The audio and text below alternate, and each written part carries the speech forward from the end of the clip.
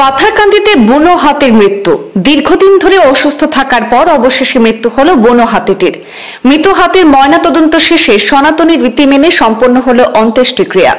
রবিবার সকালে লালখিরা বাগানের একটি মন্দিরের পাশে হাতিটির নিথর দেহ পড়ে থাকতে প্রত্যক্ষ করেন স্থানীয়রা।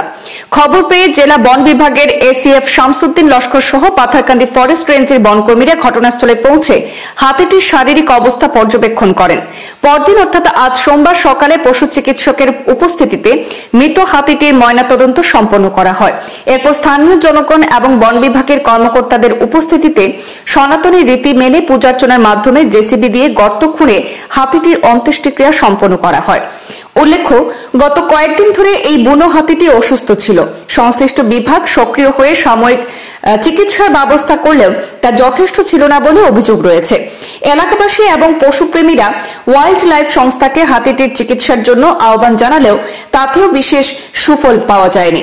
একসময় বৃহত্তর পাথারকান্দি এলাকার বনাঞ্চলে 13টি বুনো হাতি বিচরণ করত। তাদের মধ্যে সবই ছিল মহিলা হাতি। তবে অসুস্থতা, দুর্ঘটনা এবং বিদ্যুতের সংস্পর্শে এসে একে একে 10টি হাতির মৃত্যু ঘটেছে। রবিবারে এই মৃত্যুর পর বর্তমানে ওই অঞ্চলে মাত্র 2টি বুনো হাতি জীবিত রয়েছে। আপোনাৰ যেটো ওল্ড এজ এইটো মানে হেৰি হৈছে, আপোনাৰ কালি খবৰটো আমি পালোঁ আপোনাৰ 4:30-5 মান বজাত।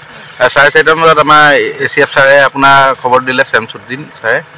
তাৰপাছত আপোনাৰ আমি কালিতো এইটো তেতিয়া আন্ধাৰ হৈ গৈছে। আন্ধাৰ হৈ যোৱাৰ কাৰণে আপোনাৰ পোষ্টমৰ্টেম কৰিব পৰা নগ'ল।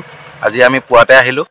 পুৱাতে আহি পেলাই আপোনাৰ পোষ্টমৰ্টেম কৰা হ'ল। আৰু ই ওল্ড এজ আছিলে, আপোনাৰ লিভাৰটো তাৰ অলপ মানে বেয়া হৈ গৈছে। হেপাট'মেগালি আছিলে আৰু হিমৰেজ আছিলে অলপ। আৰু ইয়াৰ অলৰেডি আগতো বেমাৰ আছিলেই, মানে আগত এবাৰ আগত ওল্ড এজ বুলি মানে ৰিপৰ্ট কৰাই আছিলে। আগতো তেনেকৈ আমি এনেকৈ সকলোখিনি লাগি পেলাই ট্ৰিটমেণ্টটো কৰা গৈছিলে। এতিয়া আৰু এইটো বেডলাক জংঘলতে এনেকুৱা হেৰি হৈ গৈছে।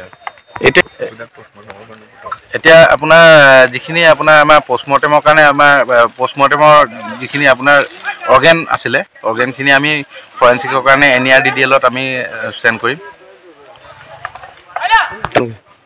আপোনাৰ খান্দি পেলাই গোটেই প্ৰচেছটো কৰা গৈছে। আপোনাৰ গাঁত খান্দিছে, তাত আপোনাৰ হেৰি কৰিব, মানে ডিকম্প'জ কৰিব।